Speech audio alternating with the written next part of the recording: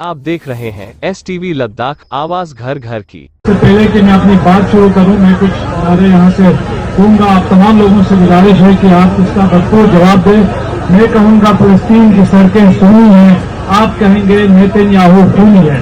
फलस्तीन की सड़कें सूनी है, नेतन्याहू खूनी है। गजा की सड़कें सूनी है, नेतन्याहू खूनी है। बेरूत की सड़कें सूनी है, नेतन्याहू खूनी है। फलस्तीन तुम संघर्ष करो, हम तुम्हारे साथ हैं। गजा तुम संघर्ष करो, हम तुम्हारे साथ हैं। बेरूत तुम संघर्ष करो। हम तुम्हारे साथ हैं। बहुत बहुत शुक्रिया साथियों।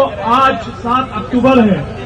7 अक्टूबर 2023 को इजराइल के क्रिमिनल प्राइम मिनिस्टर नेतन्याहू ने कहा था, मैं गजा को वीरान कर दूंगा, रबल में तब्दील कर दूंगा।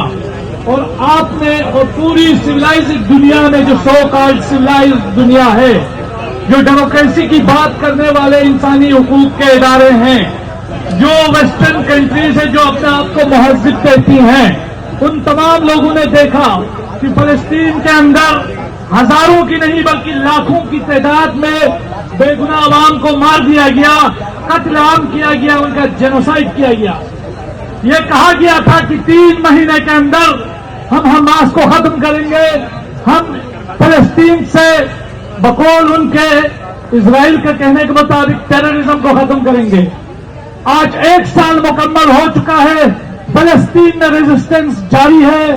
अब नेतन्याहू फलस्तीन की शिकस्त को वो एक्सेप्ट करने से वो परेशान है, क्योंकि इजराइल के अंदर भी उनके खिलाफ बहुत बड़ा एक डिसेंट है, रेजिमेंट है। उसको छुपाने के लिए अब ये वार को एस्केलेट करते हुए बेरूत और अब ईरान की तरफ बढ़ रहा है। हमें ये देखना पड़ेगा कि पिछले 1 साल में जिस तरीके से इजराइल को, क्योंकि अब जंग के इक्वेशन तब्दील हो गए।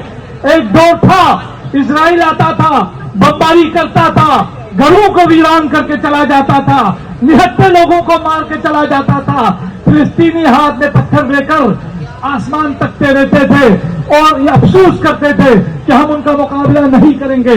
लेकिन फलस्तीन की निहत्ती जनता ने, लबनान की निहत्ती जनता ने इजराइल को 1 साल से मुंहतोड़ जवाब दिया है और इजराइल शिकस्त खा चुका है इस जंग में। और आइंदा आने वाले दिनों में आप देखेंगे, तमाम तर सेक्रीफाइसेस के बावजूद, तमाम तर जुल्म के बावजूद, तमाम तर जेनोसाइड के बावजूद इजराइल तारीखी शिकस्त खाने लगा है।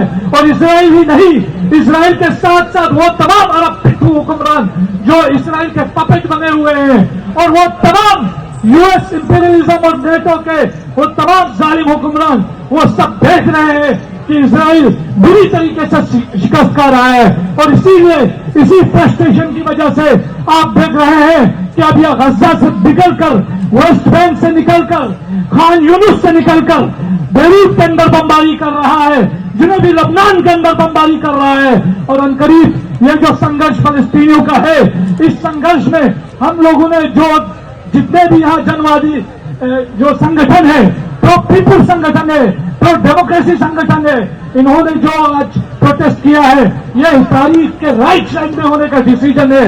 और हम देख रहे हैं बहुत जल्दी साम्राज्यवाद तबाह होगा, जियोनिज्म खत्म होगा और फिर से फलस्तीन के लोगों की आजादी का सूरज शुरू होते हुए हम देखेंगे।